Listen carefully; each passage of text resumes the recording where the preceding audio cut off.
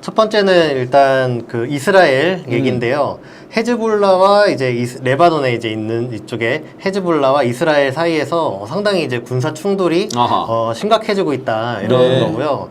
이제 그 이스라엘이 이제 표적 공격을 해가지고 헤즈볼라 고위 사령관 중 한 명이 사망하는 일이 있었다고 합니다. 이거에 대해서 헤즈볼라가 상당히 강력하게 반발을 하면서 한 이틀 동안 로켓 300발 여발 정도를 발사하면서 이게 거의 최대 규모 공격이라고 하더라고요. 근래에 들어서. 그러면서 전면전 발발 위기가 지금 고조되고 있다라고 하는 소식입니다. 네, 어떻게 될 것 같습니까? 이거는 실제로 충돌이 계속 격화될 상황으로 보이긴 하고, 그래서 실제로 이스라엘군이 레바논과의 어떤 헤즈볼라를 공격하려고 그 사이에 이제 뭐 사람들이 숨을 수 있는 덤불 같은 게 있나 봐요.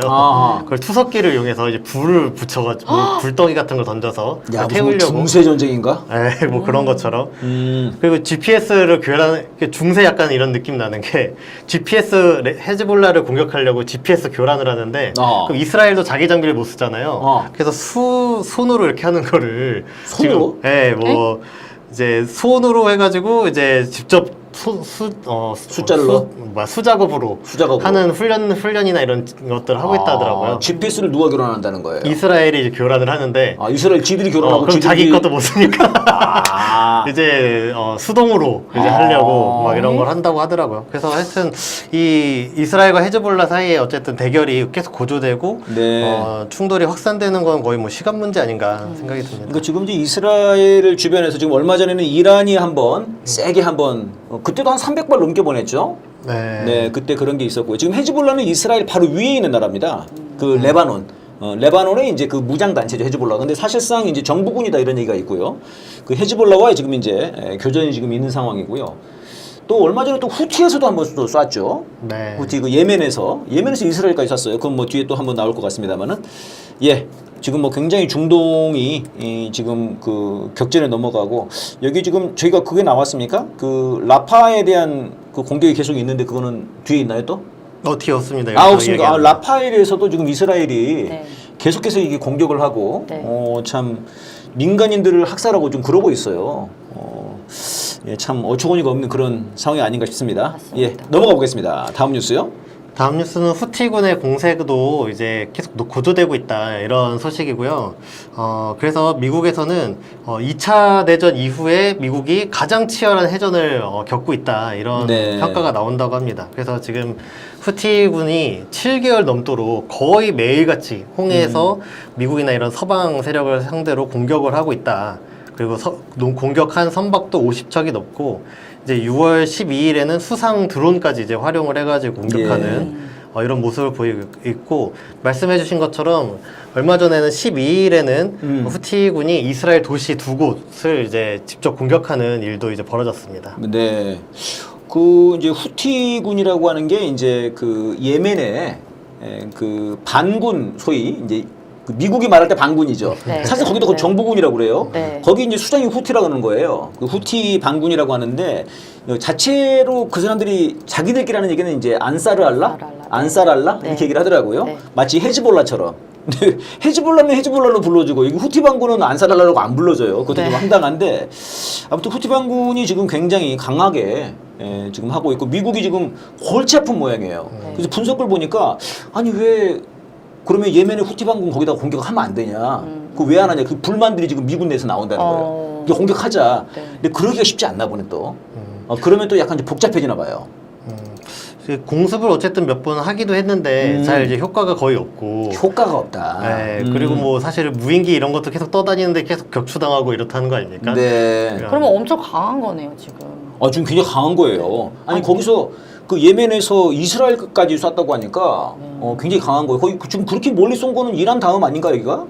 네, 후티가 좀 그런 것 같아요. 넘어가 보겠습니다.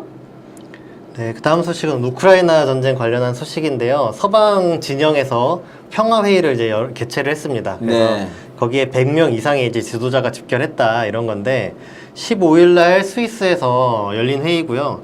그래서 이제 우크라이나나 서방 진영에서 이제 반 러시아 여기 이 전선에 네. 사람들을 동참시키려고 지도자들을 여러 이제 끌어 모아서 우크라이나 전쟁에서 러시아를 규탄하고 우크라이나를 이제 지원하기 위한 회의를 크게 한 거죠. 사실은 세계적으로 100명 이상의 지도자를 이제 모았으면은. 네네. 그래서 이런 행동을 했다는 거고, 한편으로는 많은 나라 지도자들을 이제 끌어들이려고 하다 보니까 점점 러시아 합의할 수 있는 선을 이제 점점 낮아지니까 부호가 낮아졌군요.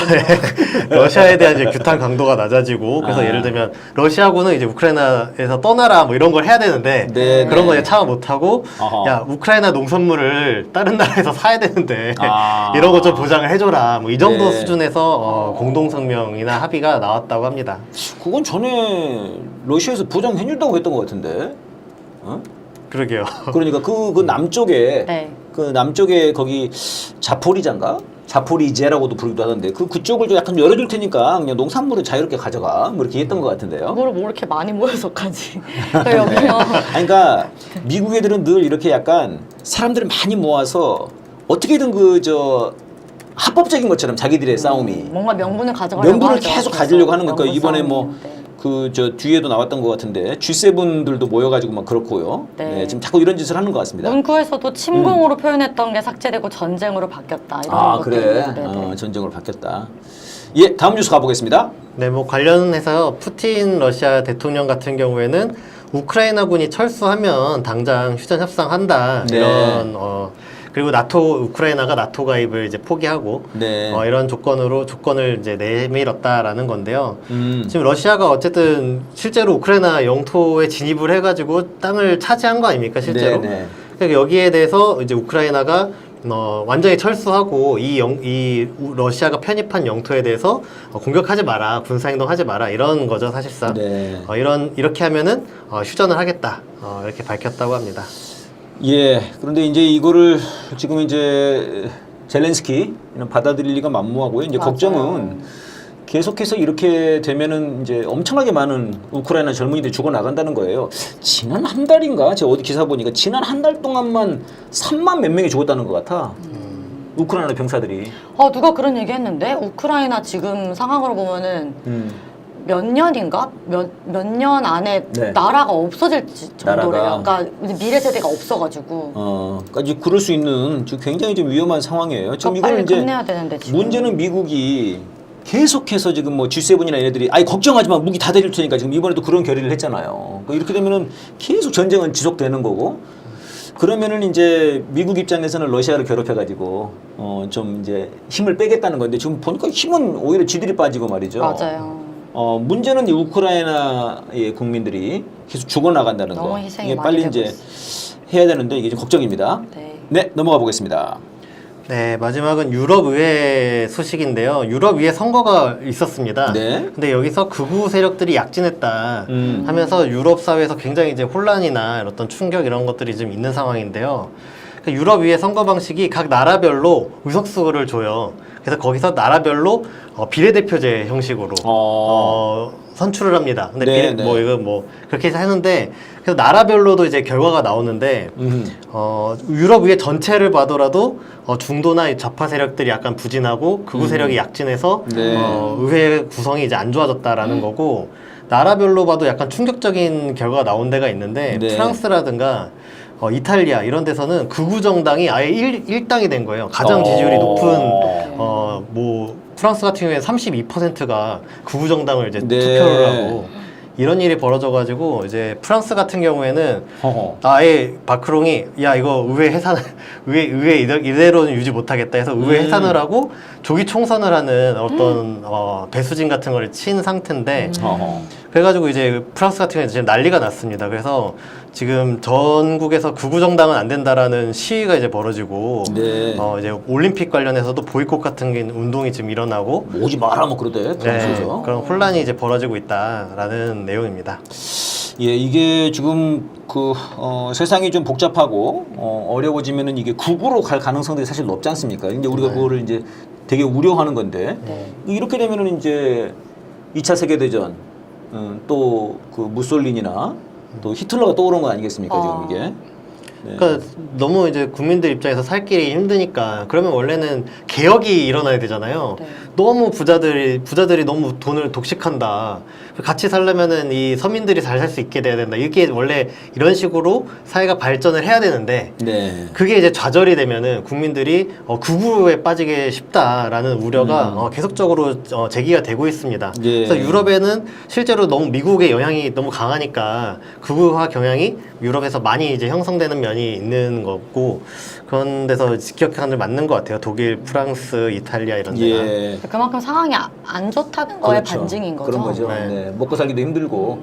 그러니까 이게 우크라이나 전쟁이 사실상 유럽을 완전히 그냥 황폐화 시키는 거 아니에요. 맞아요. 미국만 좀 논하는 거 아닙니까? 네. 그 독일 같은 경우도 완전히 그 최대 피해자 아니에요, 독일이? 네. 그 에너지나 이런 거 러시아랑 그렇죠. 교류를 해서 식량도 그렇고 이게 잘 살고 잘 그렇게 서로 상부상조하면서 살면 되는데 이걸 억지로 미국이 끊어놓으니까 아주 곤란해지는 거죠 유럽이. 그러니까 독일의 지금 숄츠 전에 누구였죠? 마르켈? 메르켈? 네. 메르켈 총리 같은 경우에는 다 미국이랑 러시아 사이에서 줄타기를 한 건데 맞아요. 그런 나라들은 잘 사는 거예요. 지금 인도도 마찬가지고. 근데 지금 이제 이런 게 국어화 된다는 것은 굉장히 큰 걱정입니다. 네. 자, 여기까지 국제뉴스 고맙습니다. 야.